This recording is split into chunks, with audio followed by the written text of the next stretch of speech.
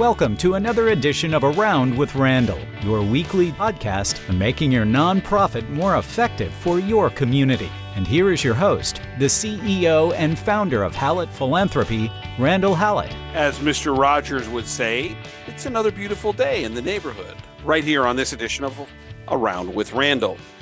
We're going to look into the future a little bit, try to figure out what 2026 might look like, give you some insights. I have been very pleased and somewhat surprised that over the years, as I've done this prediction show, that I'm running between 75 and 80% correct or accurate when you look at the kind of the prognostications that I have looking forward into a year. So hopefully that continues for you here, and maybe there's some things out of this that you can take toward looking at making adjustments, changes, alterations in your strategy for 2026. I have 10 different predictions that I want to attack today, looking into the future, starting January 1 of 2026 for the 365 days that will be 2026. Let me start right at the top. I think there will be a continuation of what might be thought of as a shrinkage of our donor base that we will continue to hear about, talk about, feel the changes that the annual giving programs that we maybe more traditionally have depended on for a lot of baseline nonprofits. It's part of the culture that is going to continue to shrink.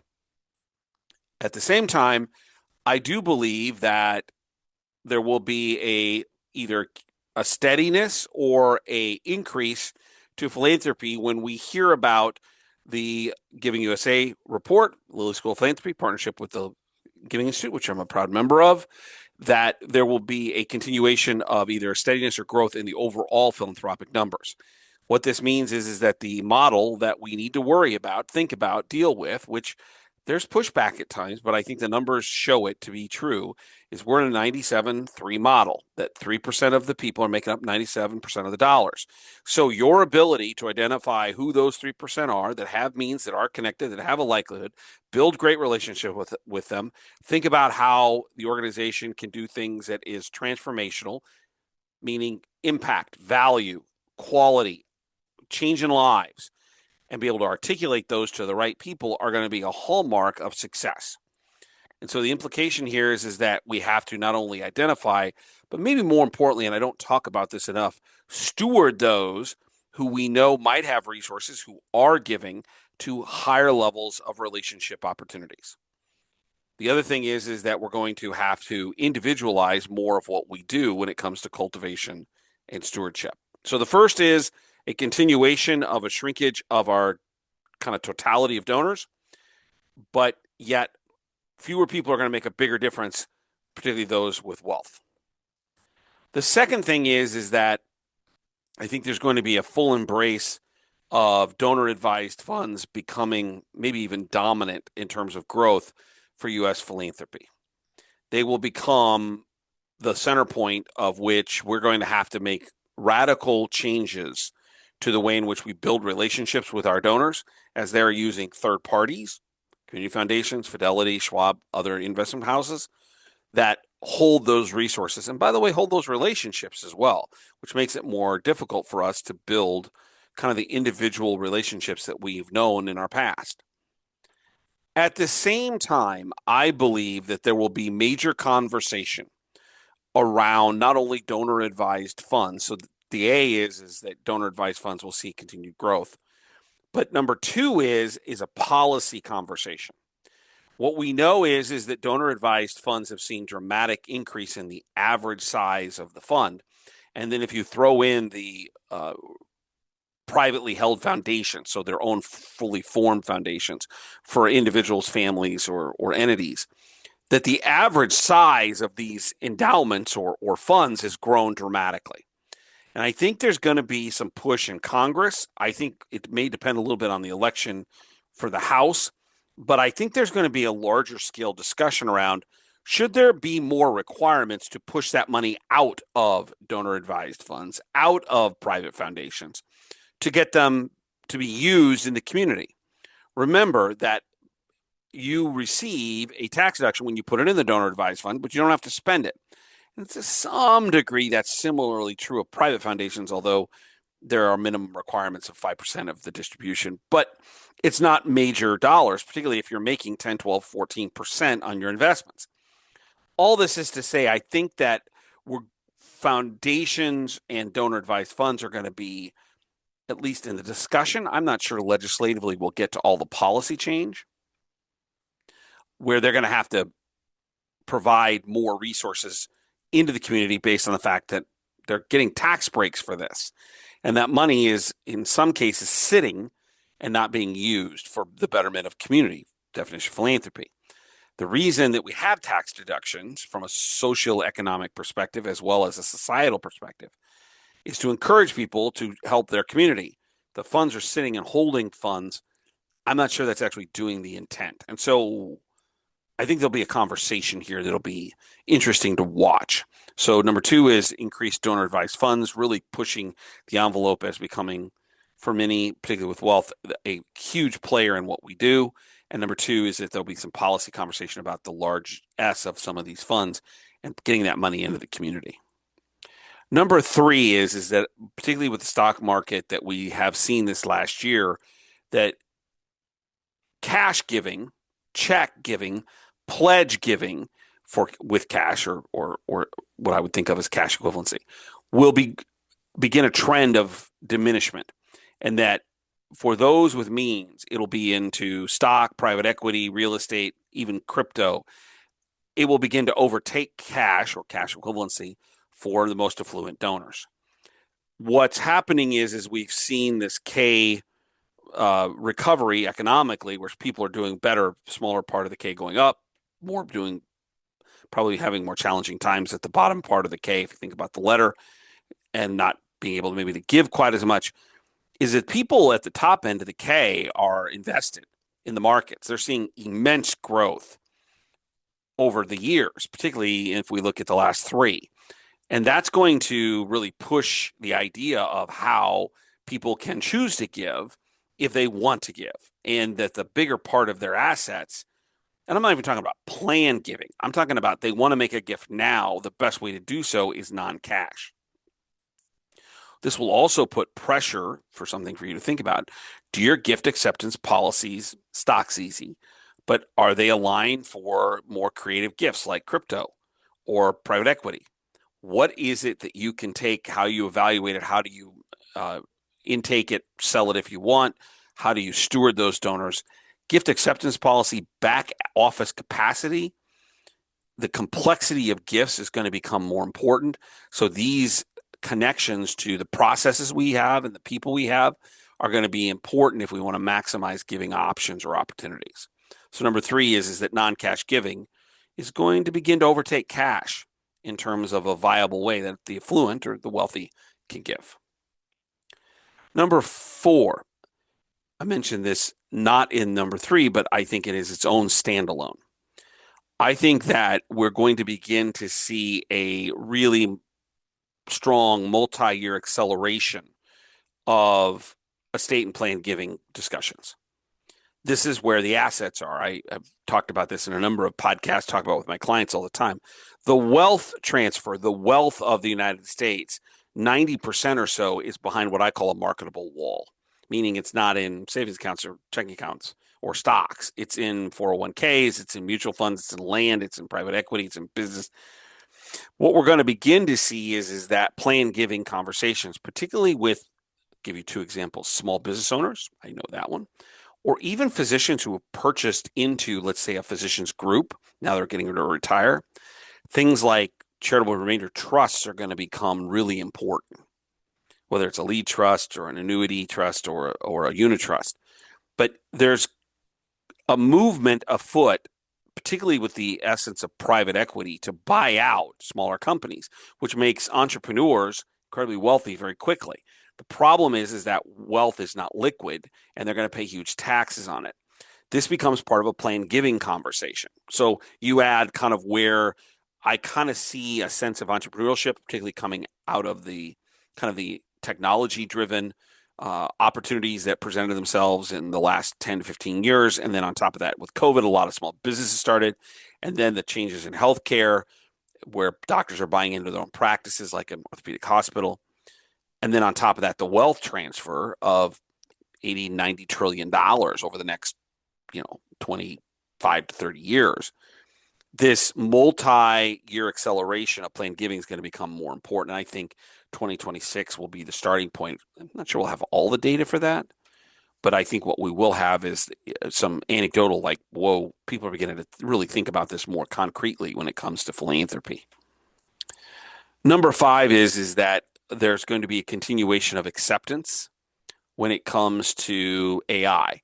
But I do think that there is a moment here where people are, instead of just rushing for AI, the question becomes, does it actually work, and do we use it, more importantly, for effect? I think donor identification is something that AI has launched into pretty strongly. I think more and more people are accepting of that. But I think it's going to really begin to push itself on stewardship, portfolio management, and also the idea of forecasting. That we may get finance offices, in particular with the forecasting, looking at AI based on all the data that may have come in to figure out what might be possible, particularly as the margins in nonprofits are narrowed based upon either payer sources, i.e. in healthcare or education, governmental sources, where they're not getting as much, or we're seeing a diminishment of annual giving. So we're seeing less dollars there. That forecasting using AI may become something that's much more important. Then on top of that, we're already beginning to see stewardship being revolutionized by some organizations using AI to create individual stewardship opportunities or plans or connections to really important donors.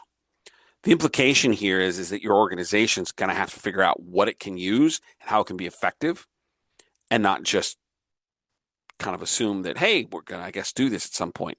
What is it you want to do, and how do we do it well?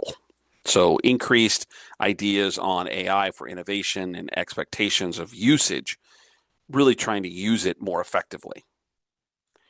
Number 6 is that when we look at the types of philanthropy, I think based upon this last year with inflation, the government shutdown, things of that nature, there will be a continuation of basic services that will be increased attention for many philanthropists. Food, housing, basic things. This is kind of what I may call is thought of as safety net giving, in that what it is allowing people at their kitchen table to have more resources, in this case, food, housing, whatever it might be. I think there's also going to be a continuation in general around the human services components of nonprofits. So things like mental health, I think, will also increase.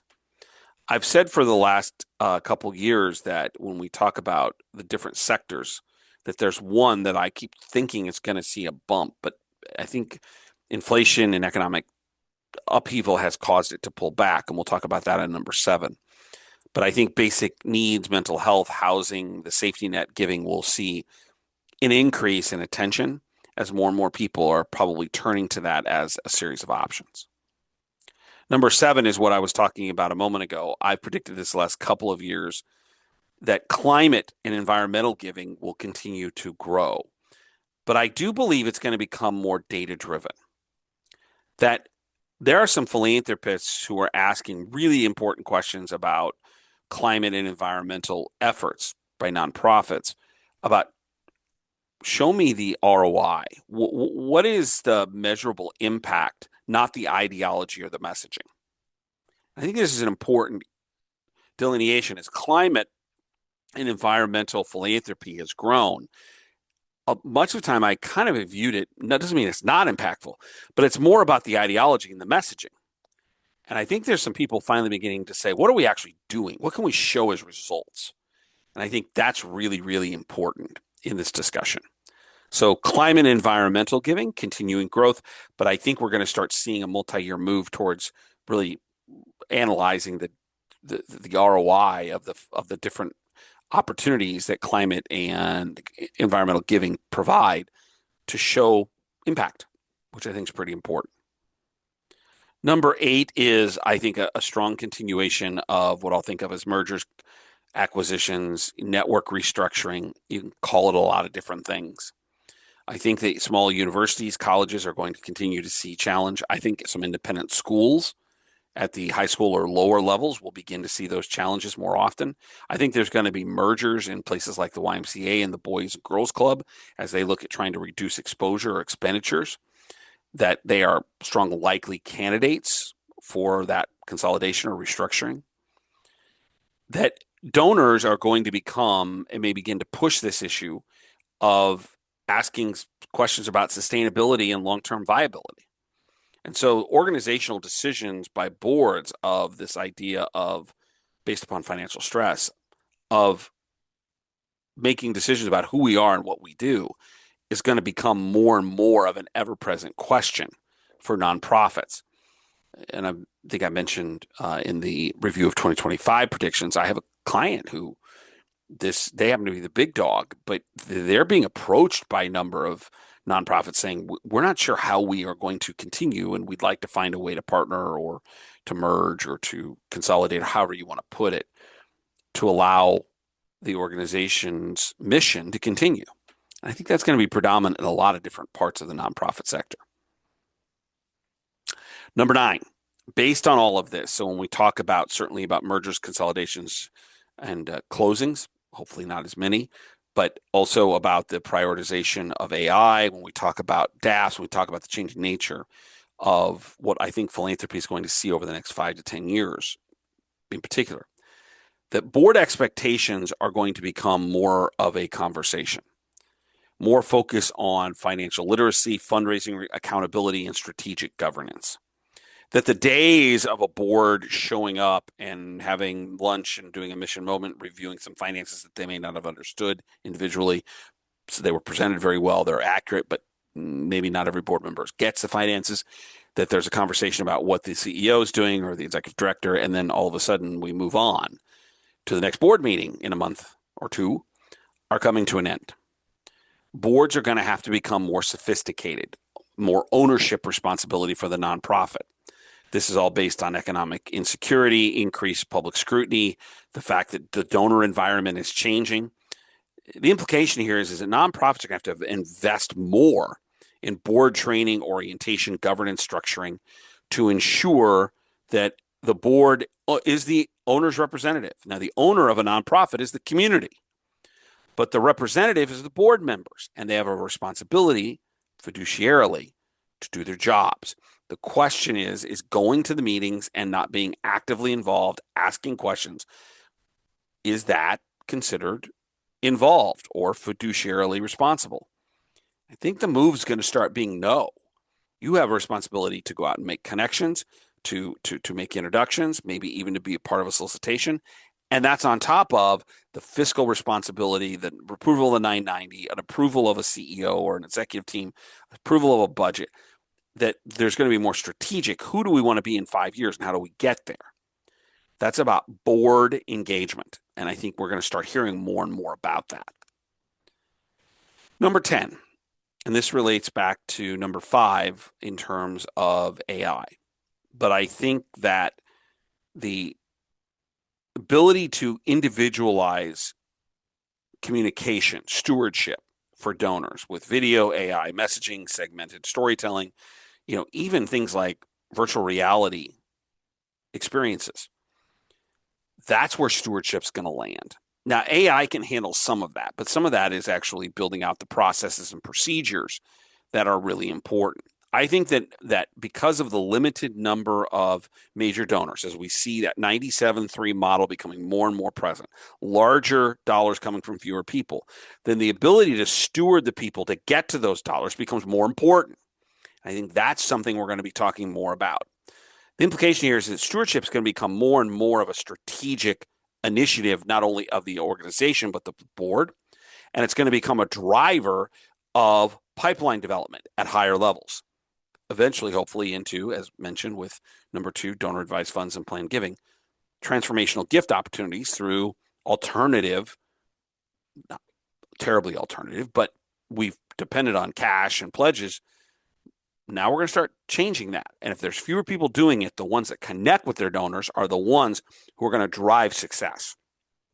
So all this has to do with a really elevated discussion about how do we personalize at a bare minimum this idea of stewardship? Is it that at least some moderate personalization becomes the new standard? We just, your annual giving report that says the same thing to everybody may not be enough anymore. And I think that's what we're going to start to see in 2026. So there's 10 real quickly, that the donor base continues to shrink. Dollars continue to stay the same or go up, which means fewer people are doing more. Number 2 is that donor advised fund and planned givings are going to become part of more common vernacular in terms of the way people make gifts. But there's also going to be some policy conversation or direction on, these huge sums of money just sitting on the sidelines in community foundations and other fiduciary response organizations like Schwab or Fidelity or other brokerage houses. Number 3 is that non-cash giving is going to become an elevated conversation as we have more and more people who will have IRAs and 401ks and Roths and things of that nature. How do we work with them? And plus that includes, on top of it, the incredibly elevated stock market and investments that people have to give appreciated stock. Throwing crypto on top of it, it's kind of a worthy conversation to make sure you're prepared. Number 4 is that planned giving begins a multi-year acceleration around, because of the wealth transfer, because of entrepreneurship, people trying to figure out, how do I minimize my taxes if I sell something? Opportunities there. Number 5 is that AI fundraising, innovation, expectation are going to become more of the norm. We're going to start pushing into stewardship, portfolio management, and as I mentioned, forecasting. That finance may want more of a handle on how much money we're bringing in and what we think of, and they're going to use AI to figure that out. Number 6 is that basic needs, kind of that safety net giving, housing, food, things of that nature are going to become more prominent because of the inflation that many people have felt, and the fact that I really believe there's kind of a hole of those that may not receive as much support. They may not be at the needs of SNAP or of housing support, but all of a sudden they're also short money. So there's more pressure on them to find ways to make sure they take care of themselves and their family. Climate will continue an ever-present growth, but it's going to become more based on data-driven decisions rather than what we might be thought of as ideology or messaging. What is it you're actually doing? How you prove it's getting done? Number 8 is that we'll continue to see mergers, consolidations, and restructurings, depending on the circumstances, as nonprofits are fighting increased costs from personnel to inflation to just lack of support, depending on the organization where the revenue streams are.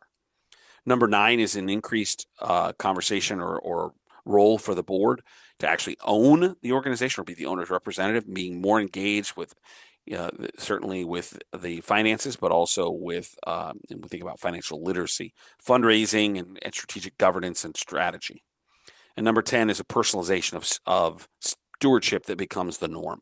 It's not okay just to send one thing out that looks the same to everybody. How do you moderate that to meet donors where they are, to elevate that conversation?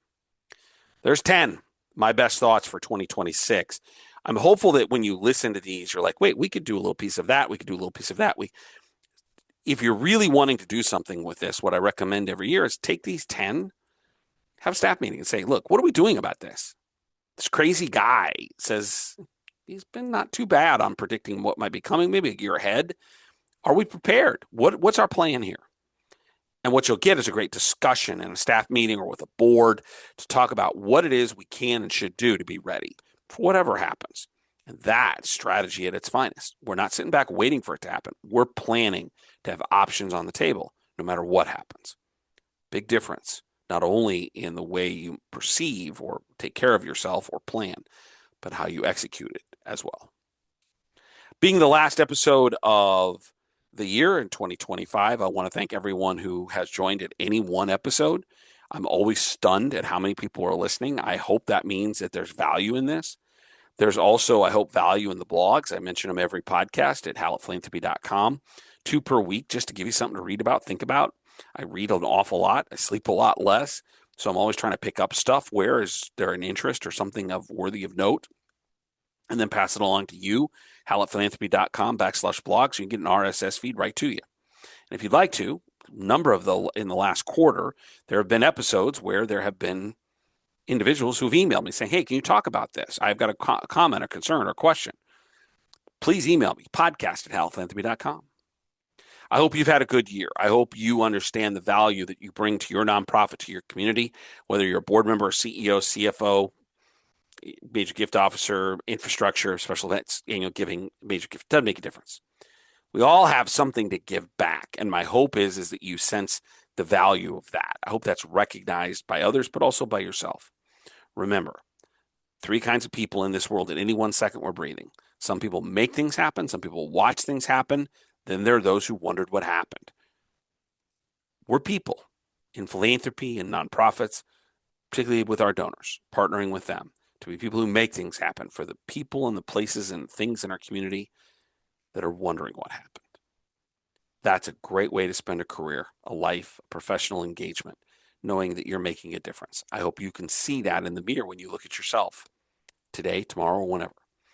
And I want to thank you for the opportunity to serve you, not only in 2025, but as I look back, more than 5 years of doing this on my own, and I look forward to continuing in 2026 as well. I wish you the best of 2026, my fondest and most heartfelt wishes for a great new year.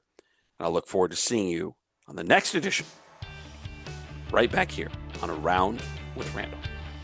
Don't forget, make it a great day.